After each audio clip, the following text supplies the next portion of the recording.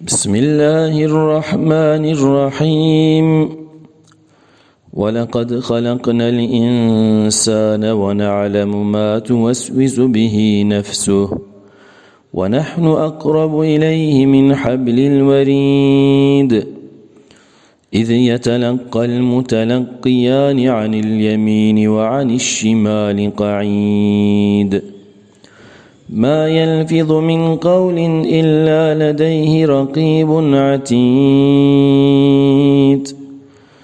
وجاءت سكرة الموت بالحق ذلك ما كنت منه تحيد ونفخ في الصور ذلك يوم الوعيد وجاءت كل نفس معها سائق وشهيد لقد كنت في غفلة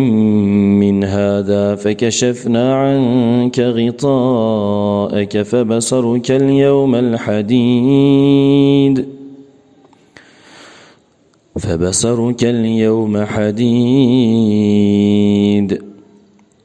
وقال قرينه هذا ما لدي عتيد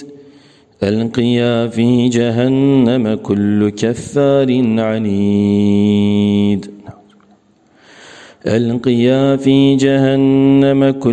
كفار عنيد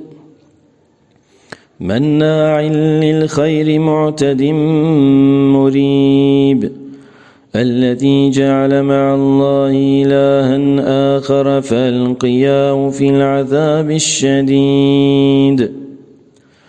قال قرينه ربنا ما أطغيته ولكن كان في ضلال بعيد قال لا تختصموا لدي وقد قدمت إليكم بالوعيد ما يبدل القول لدي وما أنا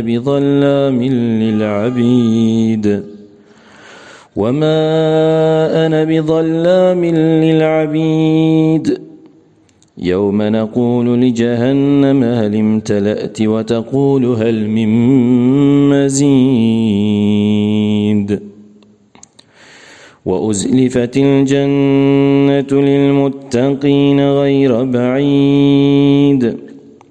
هذا ما توعدون لكل أواب حفيظ من خشي الرحمن بالغيب وجاء بقلب منيب ادخلوها بسلام ذلك يوم الخلود لهم ما يشاءون فيها ولدينا مزيد